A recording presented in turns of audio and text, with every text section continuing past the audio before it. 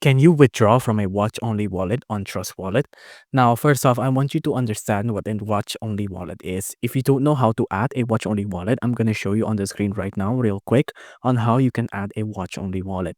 Now, what's that's going on? I'm going to tell you about what a watch-only wallet is.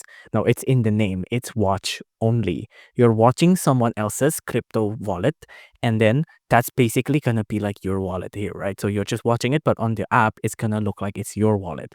But it's watch only. You're just watching someone else's transaction and their quota as well. So it's not yours. You're just watching it. You're just seeing it and observing it from afar. So you cannot withdraw from it. It's someone else's money. It's someone else's wallet. So obviously you can't withdraw from it.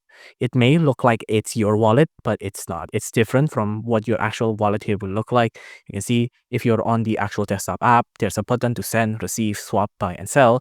But if it's a watch only wallet, then obviously you can't do that. That's someone else's property, someone else's crypto, and someone else's wallet.